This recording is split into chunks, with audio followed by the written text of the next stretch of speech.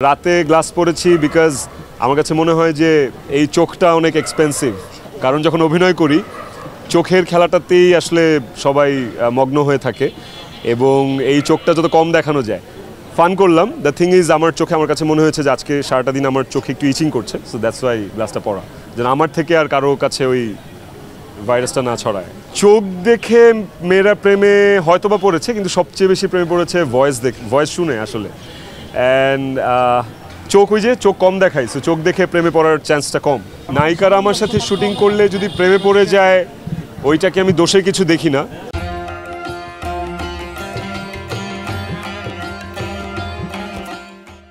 প্রেমে আমি প্রতিদিনই পড়ি, আমি নিজেও প্রেমে পড়ি, আমি প্রতিদিনই কোনো না কোনো গাছের প্রেমে পড়ি, কোনো বইয়ের প্রেমে পড়ি, কোনো সিনেমার প্রেমে পড়ি, মানুষের প্রেমে পড়ি। সো প্রেমে পড়া খারাপ কিছু না, আনটিল অর আনলেস এইটা অন্য কারোর জন্য যদি ক্ষতির কারণ না হয়। তো নায়িকারা প্রেমে পড়লে আমার মনে হয় না দোষে কিছু আছে, কেমিস্ট্রি ভালো হয়। ওকে, ফিল্মের কথাবার্তা তো আরও 2-3 বছর আগে থেকেই হয়ে আসছে। তো আমি নিজে একটু চুজি। আমার কাছে মনে হয় যে আমাদের ইন্ডাস্ট্রিতে, বাংলাদেশের ফিল্ম ইন্ডাস্ট্রিতে ফ্লপ হিরোর চেয়ে ফ্রেশ হিরোর ভ্যালুটা বেশি আমার কাছে মনে হয়। সো আমি যেহেতু ফিল্ম করিনি, আমি যে ফিল্মটাই করবো সেটা আমার প্রথম ফিল্ম হবে এবং প্রথম ফিল্মটাতেই আসলে বাজিমাত করতে চাই, যেই কারণে এত সময় নেওয়া, এত বাছাবাছি করা। অ্যান্ড আমার মনে হয় খুব খুব খুব শীঘ্রই আপনাদের কাছে, আপনাদের কানে সুসংবাদ যাবে ফিল্ম নিয়ে। তখন আপনাদের সবার দোয়া এবং আপনাদের সান্নিধ্য পাশে চাই আসলে। বিং অ্যান অ্যাক্টর, আমি আসলে সব ধরনের চরিত্রই করতে রেডি এবং আমি যে কোনো ক্যারেক্টারই ফুটিয়ে তুলতে অপারক আমার কাছে মনে হয়। তো স্পেসিফিক কোনো চরিত্র ধরে আমি বলবো না যে আমাকে অমুক চরিত্র করতে হবে, তমুক চরিত্র করতে হবে।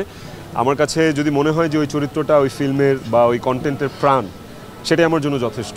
ভিউ ম্যাটার করে, ভিউ এই মুহূর্তে আমাদের ইন্ডাস্ট্রির একটা প্যারামিটার। ডেফিনেটলি ভিউ হওয়া মানে একটা নাটক মানুষের দেখা, ভিউ হওয়া মানে একটা নাটক হিট হওয়া, এটা তো অফকোর্স ম্যাটার করে। বাট ভিউ ছাড়াও যদি ভালো নাটক হয় সেটারও আমরা আলোচনা করি, আমরা সমালোচনা করি, আমরা ওই নাটকগুলোকেও আমরা সমানভাবে প্রাধান্য দিই। তো আমি বেসিক্যালি ভিউয়ের পেছনে ছুটি না। আমার কাছে মনে হয় আমি কাজ করে যাব, যেটা ভালো কাজ সেটা দর্শক দেখবে। কিছু কিছু ভালো কাজ হয়তো বা দর্শকদের চোখের আড়ালে চলে যায়, সেটার একটা অনেক বড় রিজন হচ্ছে দেশের পরিস্থিতি।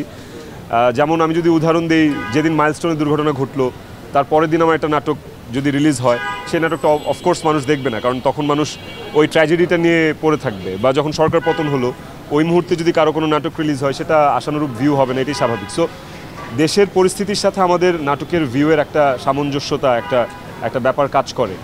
এইটা ছাড়া আমার কাছে মনে হয় যে ভালো কন্টেন্টের প্রধান শর্ত সেটা ভালো কন্টেন্ট, প্রধান পরিচয় হচ্ছে এটা ভালো কন্টেন্ট।